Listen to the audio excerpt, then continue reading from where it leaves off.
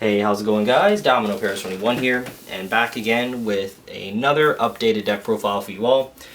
So of course, as you see here, I actually decided to bring back my Urza Scarlet mat, seeing that this deck was the main reason why I even made this mat in the first place. But of course, as you see here, obviously it's my Soulless OTT deck, particularly the Cookie Coco build still, because I still think that this is the best way to play Soulless.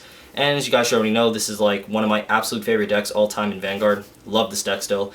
So I know a lot of you guys have been requesting this update for some time, and the main reason why I haven't really posted any type of update video for quite some time, I think the last one I posted was like post set 9 when Cookie was first released, was just because, simply put, I haven't really made any major changes to the deck that I felt that there was any need to even post any updates, because I didn't want to waste a whole video just to show you 2 different cards I changed in the deck. So I've been putting in a few fixes, a few different card choices in the deck, but nothing really major that I felt that compelled enough to actually post an update for you guys. But like I said, by request from you guys, I decided just to go ahead and do this. But seeing that I haven't really made any major changes necessarily to the deck profile itself will be pretty brief, so I actually want to take this time just to talk a little bit about Soulless and pretty much how it stands now in the meta right today, which of course we're experiencing, for English players that is, we're experiencing break ride formats. So I'm going to be talking about post set 12, post set 13 and beyond and such,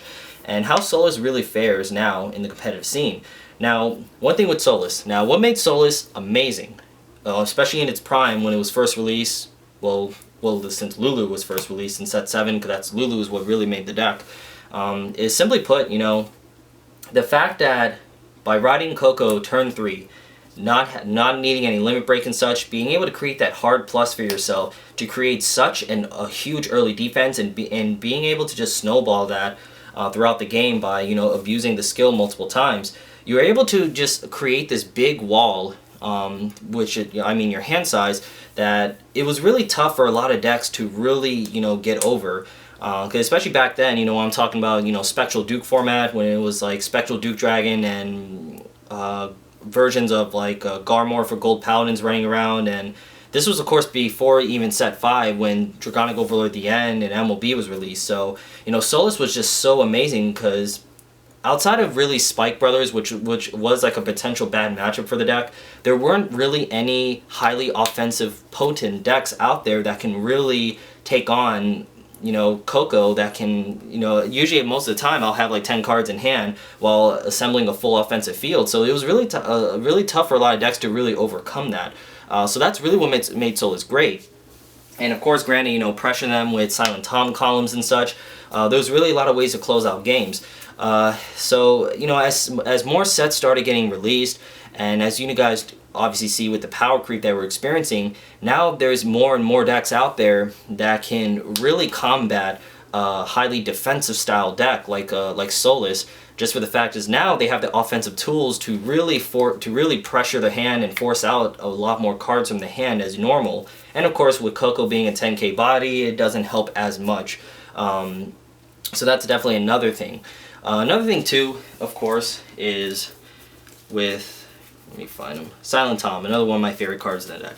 Now, Silent Tom was definitely one of the main win conditions of the deck, just because how powerful he is and how, he closed out so many games. And of course, back then when Spectral Duke Dragon and other versions of Gold Paladins were running around, and even other Soulless OTT decks were running around, 10k Vanguards were actually fairly common, because Cross Rides at the time wasn't out, so it was a lot easier to make good columns consistently with Tom, because like I said, the fact is that 10k Vanguards were very popular. It was very easy just to put a 7k behind Tom and just hit a perfect number. So Tom was a lot more consistent at being, at getting the most value out of him. Now, he's still a very good card, but like I said, he's not as consistently, he can't be as consistently efficient as he once was before. So that's pretty much the idea with Soulless, just being able to receive a hard plus, get a huge hand size, and play defensively is not necessarily going to win as much in the games. It's not going to definitely win as many games now in this competitive meta,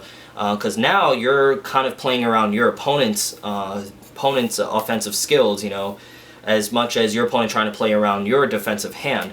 Because especially, you know, that when I was taking on Eradicators, Revengers, and Link Jokers too, and all those other decks, I felt more like I was kind of playing an uphill battle against them as opposed to them trying to have an uphill battle with me. Because that's really the goal of a deck that produces a lot of hand advantage, or is really, you know, they really emphasize on defense.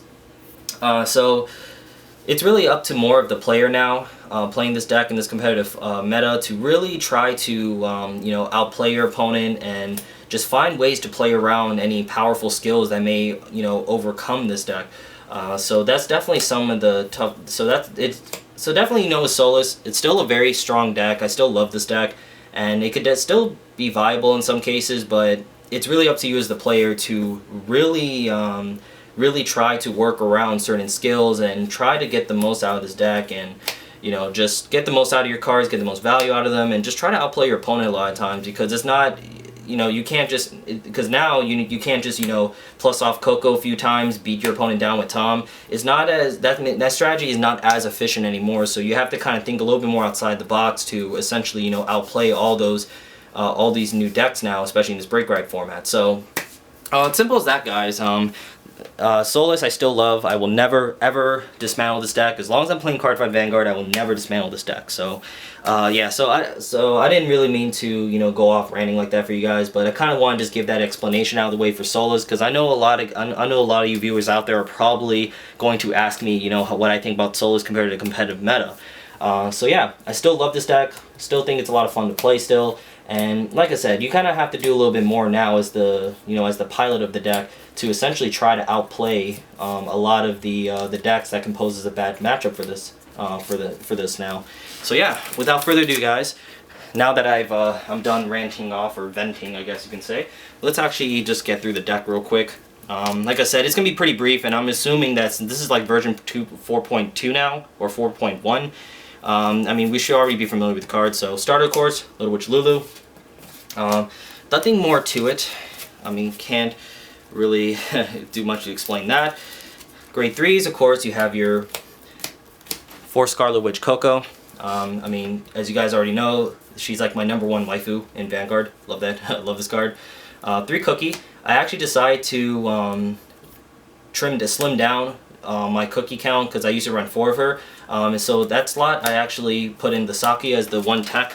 I definitely like the Sakuya just to, of course, you know, as an option to definitely pick up my Lulu mid-game. So essentially I converted grade 3 into a 10k shield, which is nice.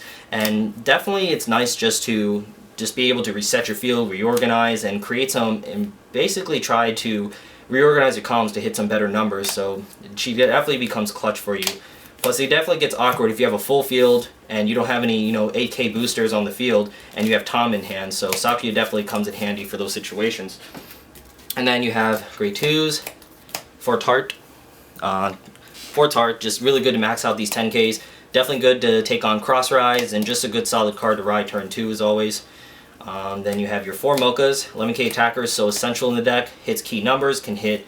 She's really the main unit you want to put in front of the Lulu. So if you do have multiples in hands, it's you definitely have to be wise about, you know, calling them both at the same time, because if your opponent takes out the 1 Mocha in front of the Lulu, unless you have another one to replace it, you don't have another good card to put in front of the Lulu to hit for that 16 number, which is a good number. So definitely keep that in mind when playing with Mocha.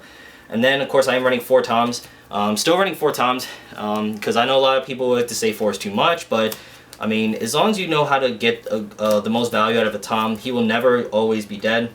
Because like I said, he's a really good rearguard sniper to take out any 12k attackers that can potentially make any 20k plus columns, which hurts this deck. And plus, a lot of times, a play I like doing is, you know, if my opponent's at 3 damage, I usually will attack with the Tom first, because obviously my opponent doesn't want to deal with my Vanguard at 4 damage, so they will be more compelled to block the Tom. So Tom, of course, if he's a 10k block, he obviously baits out 2 cards from his hand. So it's a nice way to kind of shell out 2 extra cards from your opponent's hand a little earlier than usual. So 12 grade 2s.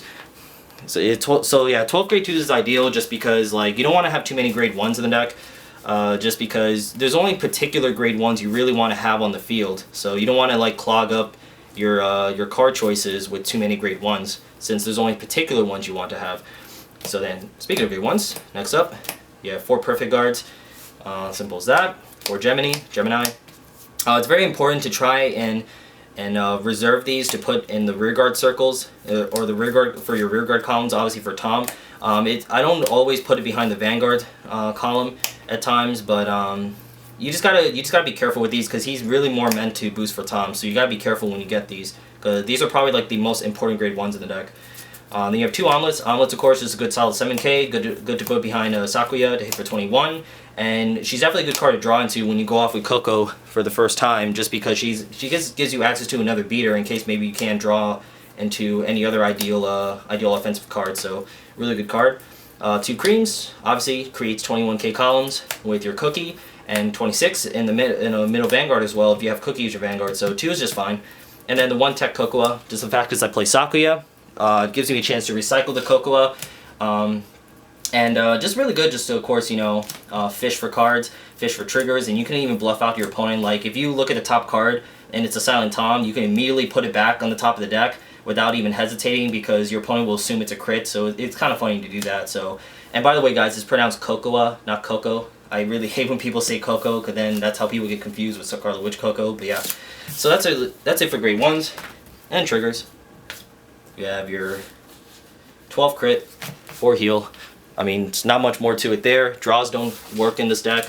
I really hate draws in this deck. There's no reason not to. Run 12 crits. Simple as that. So, yeah, guys, that's like I said, it's a brief update, but a few changes that really help the deck a little bit more. But yeah, on that, guys, as always, leave a comment down below with any questions or concerns you may have. And as always, guys, leave a thumbs up on this video. Subscribe to my channel if you haven't, and definitely appreciate you guys watching. Well, thanks again for watching again, guys, and see you guys later. See ya.